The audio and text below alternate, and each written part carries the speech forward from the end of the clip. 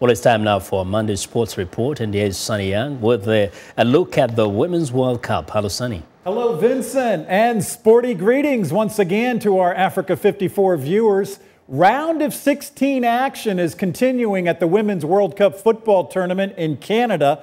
There are two matches later Monday night. In Edmonton, Canada, the two-time world champion United States is limbering up and stretching as they get ready to play Las Cafeteras, or the coffee growers of Colombia. The American women eliminated African champion Nigeria 1-0 in their last match, but overall they have not been very impressive. Also Monday night, 1995 world champion Norway will play England in Ottawa, Canada.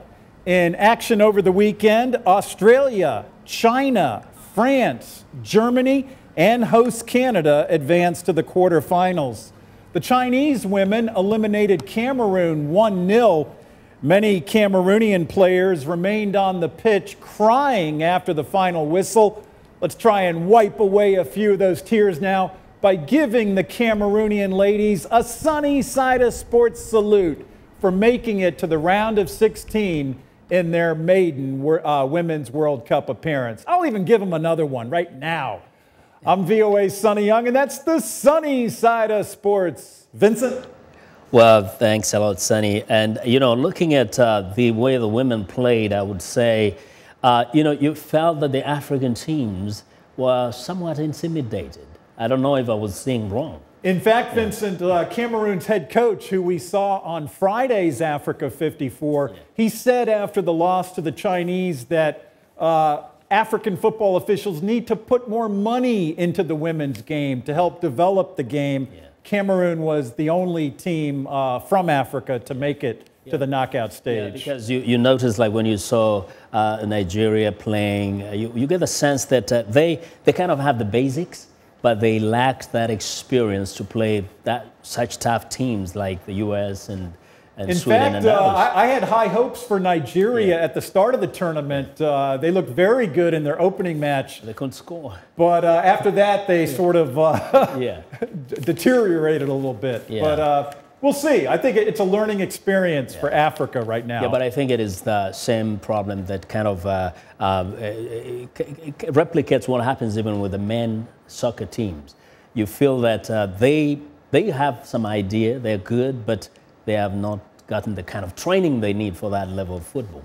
I agree. And until an African women's team gets into that semifinal stage, much like a men's African team has never made it to the semifinals of a World Cup, then we'll know African football has arrived. Yeah. Though I have to say, I think the Cameroonian women played better than the Cameroonian men in the last World Cup. That's right. And I love that nickname, Vincent. The Indomitable Lionesses of Cameroon. Great nickname. They did a better job. So I was impressed, and I think there's hope in that.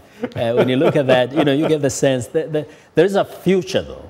I mean, when you look at how they're playing, and some of those were really young kids, with proper kind of experience and exposure, you get the feeling that there will be some African teams, and again, typically from West Africa. How do you explain that only West African teams, even in the women teams, make it to those kind of levels of soccer? Yeah, I don't know whether it is a funding issue, but you're right. I mean, we saw 3 African teams, all from West Africa, compete in Canada: Nigeria, Ivory Coast, and Cameroon. So, right now they seem to have a lock on the game. All right. So what can you say about the overall the game, the finals? Well, right now, if I had to make a pick for the trophy, I would say Germany looks really good right now.